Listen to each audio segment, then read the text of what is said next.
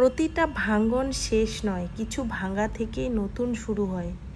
যে কষ্ট আজ চোখে জল আনে, সেই কষ্টই একদিন শক্তির কারণ হবে। তাই পড়ে গেলেও উঠে দাঁড়ানো জরুরি। তো হ্যালো এভরিওয়ান, চলে এলাম আবারও একটা নতুন ব্লগ নিয়ে তোমাদের সামনে। আমি কাবেরী। তো আজকে ছিল শনিবার মানে আজকে এখানকার হচ্ছে আষাঢ়ি বলে, আষাঢ়ি একাদশী। তো আমার শাশুড়ি মা কালকেই কল করেছিল। তো কালকেই আমি বললো যে কালকে তোমার বড় একাদশী, সেটাকে পালন করতে হবে, উপাস থাকতে হবে। তো আমার হাজবেন্ড আমাকে সাবুদানা এনে দিল। তো প্রথমে দেখতেই পেলে যে সাবুদানাগুলো আমি ভিজিয়ে দিলাম, আর সেগুলোই আমি ভাবছি আজকে ভিজিয়ে রাখলে সারা রাত ফুলবে, তা আজকে বানাবো। তো দেখো একটু দেরি করে উঠেছি, উঠেই কিন্তু আগে বেডশিটটা চেঞ্জ করে নিলাম। আর আমার এমনিতে শরীরটা মানে ভালো নেই, তার জন্য আজকে ভাবছি বেডশিটগুলো ধুয়ে দিই, তাহলে আজকে মাথাও ধুতে হবে।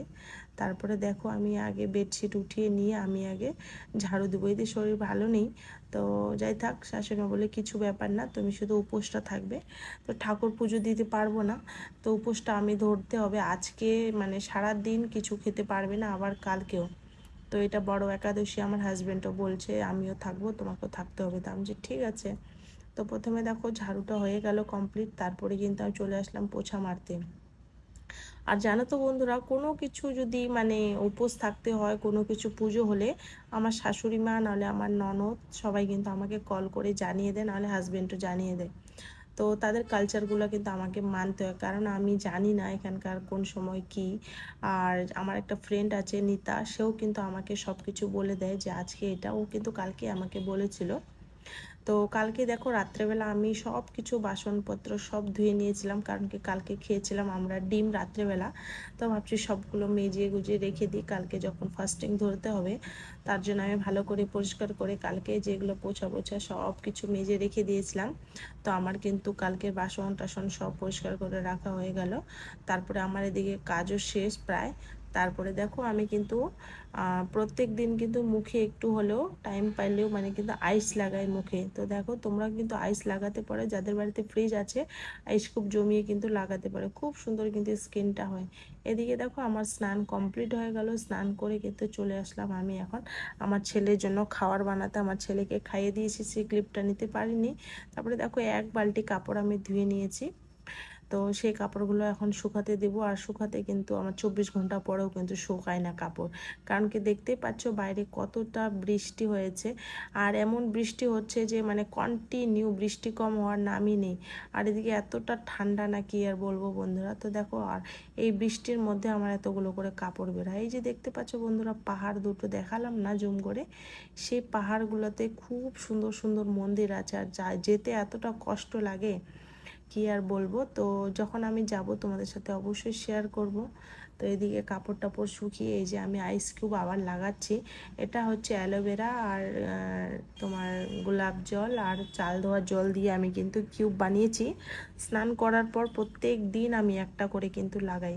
তারপরে কালকের যে কাপড়গুলো ধুয়েছি সেগুলো এখন উঠালাম, তারপরে এখন আবার নতুন করে কাপড় যে দিলাম সেগুলো আমি এখন ভাবছি গুছিয়ে রেখে দিই। এই যে কালকে বললাম না, কালকে রাত্রে ভিজিয়ে রেখেছি সাবুদানাগুলো, দেখো ফুলে কত বড় বড় হয়েছে। তো সেটাই এখন খিচুড়ি বানাবো। প্রথমে দেখো আমি শিংদানা মানে মুংফলি দিয়ে দিলাম, সেগুলোকে এখন ড্রাই রোস্ট করব। ড্রাই রোস্ট করে ওগুলো কিন্তু পেস্ট করে আমি কিন্তু খিচুড়িতে দিব। তারপরে দেখো আমি কিন্তু আলু কেটে রেখেছি কিউব করে। তারপরে দেখো আমার কিন্তু এদিকে কিন্তু এখন খিচুড়িটা কিন্তু বানাবো। তো খিচুড়ি বানানোর জন্য কাঁচা লঙ্কা দিতে হয়, আর তোমার এই যে আলু দিয়েছি, কারণ সাবুদানা খিচুড়িতে আলু দিলে খুব ভালো লাগে খেতে। আর নিরামিষ তো কোনো কিছু দেওয়া যায় না, শুধু আলুটাই আর এই যে মানে আলু, শিংদানা আর তোমার কাঁচা লঙ্কা, এই তিনটে জিনিস দিয়েই কিন্তু এটা বানানো হয়। কেউ কেউ আবার কাজু বাদামও দেয়, অন্য কিছু যার যেটা মানে পছন্দ। আমি দিলাম না, কাজু আছে আমার তো দিলাম না, আমি এভাবে রান্না করলাম, খিচুড়িটা বানালাম। তারপরে দেখো কয়েকটা মানে ওই যে আমি কদিন আগে যে আচারের রেসিপিটা মানে বানিয়েছিলাম, জানি না শেয়ার করিনি, মনে হয় শেয়ার করতে হবে।